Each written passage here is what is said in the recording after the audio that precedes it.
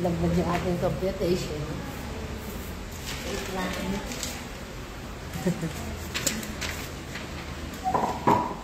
So, dito pa rin tayo, guys.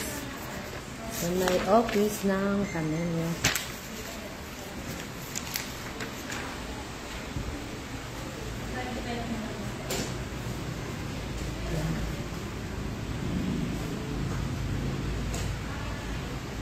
Makain na sila, guys. So, tayo lang natira. So, mag-live tayo. So, meron tayong computation dito. Meron akong hawak na computation dito, guys, sa ating lots only sa may Camellia Santa Rosa, guys. So, let's say sa 99 square meter, guys. Ayan.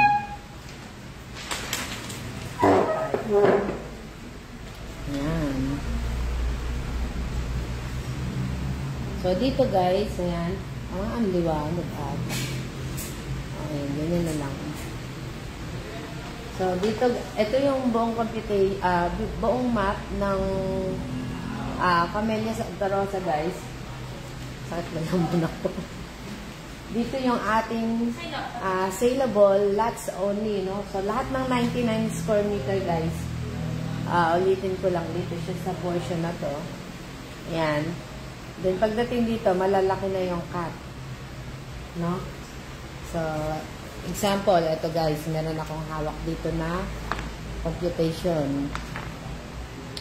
So, sa 99 square meter, ang kanyang total contract price ng lot only sa may Camellia Santa Rosa is 2.4. So, sa mga nagtatanong magkano po yung ating total contract price, let's say 99 square meter sa may Camellia is 2.4, ano?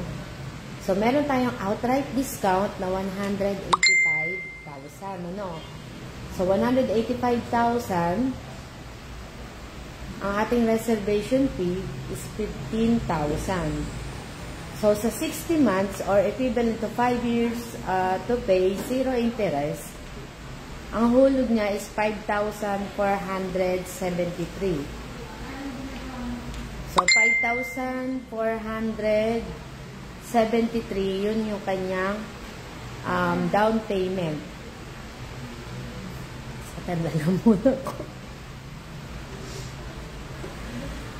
Then, meron pa tayong other option. Ano yun? Deferred financing. Pag sinabi natin deferred financing, guys, kung magkano yung total contract price, di-divide lang natin siya sa 5 years to pay, you know? So, magkano pumapatak yun? So, 60 months. 37,906, ano? So, 37,906 pagka po deferred, ano? Pag sinabi natin deferred, guys, di na natin kailangan mag-loan pa sa bangko. Kung magkano total amount, di-divide lang natin sa 2 years, no?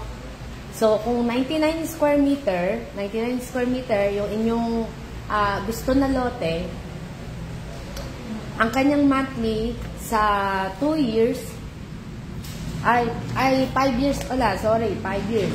So, sorry guys, 5 years, ulitin ko, 5 years, ang hulog po niya ay 37,906, ano? 37,906. So, ang lote mo, 99 square meter. So, hulugan mo siya as deferred payment. Pwede po yun, maximum 5 years. 5 years to pay. Magkano? 37,906. Yung isa nating option sa lote, ang down payment niya is 15%. 15% yung kanyang down payment sa lote. So, magkano pumapatak yung kanyang monthly down payment sa 5 years? 5,473. So, 5,473. Yun yung kanyang monthly down payment for 5 years, 0 interest. So, 15%. So, meron kang balanse na 85%, which is loanable sa ating bank. No? So, yun yung ating ilo-loan, yung remaining balance na 85%. So, bigyan ko kayo ng idea magkano yung hulog sa inyong magiging balanse, let's say sa 20 years. So, sa 20 years, ang hulog nyo guys, eto, 16,280. So, 16,280 sa 20 years. Yun po ang inyong monthly na babayaran sa bangko. So, estimated po yun. Estimated, ibig sabihin, pwedeng, depende kung kailan kayo maglo-loan, kung ano yung current rate nila, yun yung ating susundin. Ito po ay estimated computation, yung binibigay ko po sa inyo, no? So, sa 20 years, 16,280. Sa 5 years, 39,460. Talaga ng lamon ako.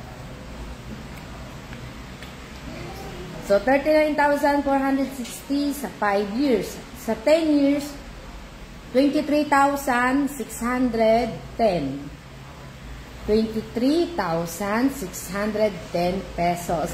Kung gusto nyo ng 10 years to pay. Sa 15 years, ito po siya, 18,600. So, ano ba ang ating qualification para makapag-reserve kayo? Of course, dapat meron kayong regular work. No? So, yun yung ating requirements. Kailangan natin ng inyong payslip or Certificate of Employment with Compensation. Pero pag magre-reserve kayo guys, sabi nga po nila marketing, sabi ni Ma'am Ali, sabi ni Ma'am Cristel, for reservation, ang kailangan lang po natin ay 2 valid ID ng mismong principal buyer. Mismong principal buyer, ibig sabihin siya yung nakapangalan or ipapangalan doon sa contract, no? So, ID lang muna. To follow na lang yung other requirements. Pagka po kayo ay nakapag-reserve, meron pa tayong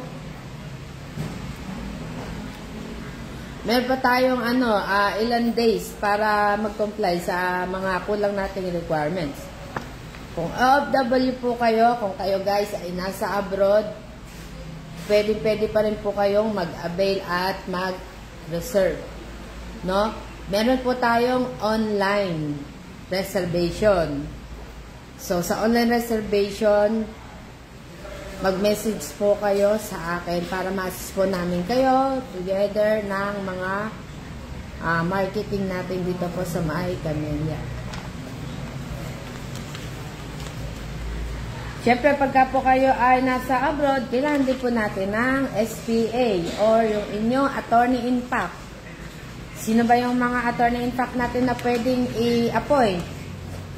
Siyempre, first, immediate family member. So, pwede yung si husband, si wife, si brother, si sister, ayan, first family, no, member.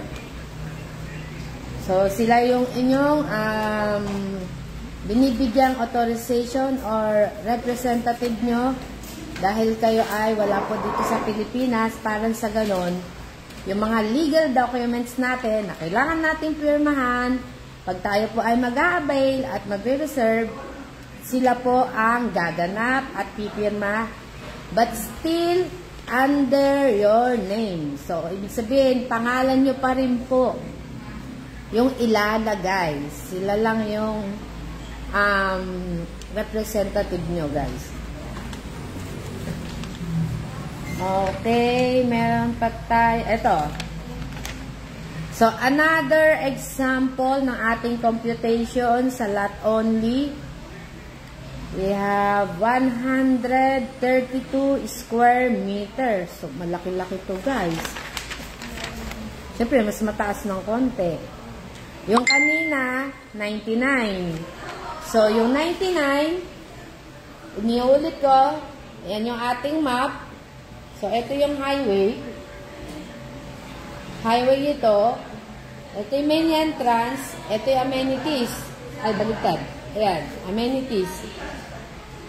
Yung mga 99 natin, dito guys. Ayan. Hanggang dito sa pangalawang block. Dito yung malalaki na. Malalaki na dito.